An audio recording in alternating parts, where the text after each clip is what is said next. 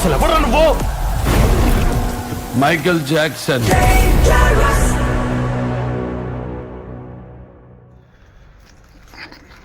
Hi అండి అందరికీ. ఇప్పుడే నేను డాకు మహారాజ్ థియేటర్ ట్రైలర్ చూసిన. ఇందులో మాత్రం స్టార్టింగ్ బీజిఎం అయితే ఒక రేంజ్లో ఉంది. ఒక 2-3 షాట్స్ అయితే అల్టిమేట్ అనమాట. ఏదంటే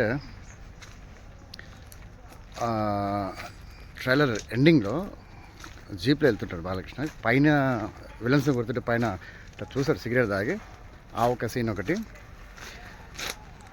ఇంకొకటి వచ్చేసి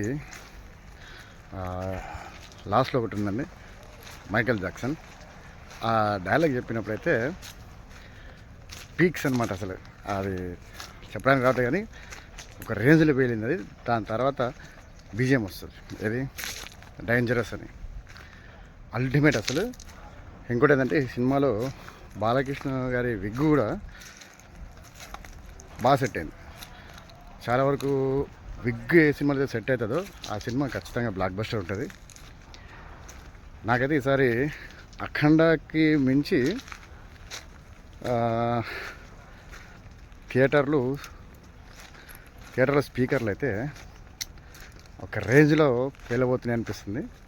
ఎందుకంటే అఖండ అప్పటికి ఇప్పటికీ, అఖండ వచ్చిన తర్వాతనే ప్రతి సినిమాకి బీజిఎం అనేది చాలా ఇంపార్టెంట్గా చూస్తున్నారు చాలామంది. నాకు తెలిసితే ఈరోజు ఆదివారం కదా, నెక్స్ట్ ఆదివారం ఈ పార్టీకి నేనైతే నా గొంతు ఇట్లా ఉండకపోవచ్చు నెక్స్ట్ వీక్. ఎందుకంటే ఆ రోజు ఆ రేంజ్లో ఉంటుంది అనమాట. మార్నింగ్ వెళ్ళిపోతాను 4 గంటలకే భ్రమరాంబకి. బెనిఫిట్ షో ఉండనివ్వండి. అక్కడ జరిగే హంగామా మొత్తం నేను రికార్డ్ చేసుకోవాలి. అదే ఎప్పుడెప్పుడు మళ్ళీ నెక్స్ట్ సండే వస్తుందని ఈగర్ వెయిట్ చేస్తున్నాను. నేనైతే అసలు ఫస్ట్ ఆ బీజిఎం ఒకటి, బాలకృష్ణ అది యాక్టింగ్ ఒకటి, యాక్షన్ సీక్వెన్స్కి ఎప్పుడెప్పుడు అని నేను వెయిట్ చేస్తున్నా. టీజర్ అయితే నాకు ఆ ట్రైలర్ అయితే ఒక రేంజ్లో కిక్ ఎక్కేసింది. కిక్ అంటే మామూలు కిక్ కాదు, ఇది మ్యాన్షన్ హౌస్ కిక్. ఇది అది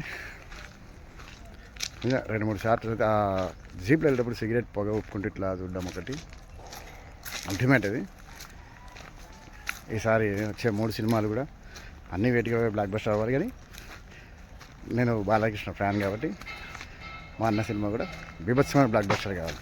అది జై బాలయ్య, జై డాకు మహారాజ్, జై బాలయ్య. అది విషయం.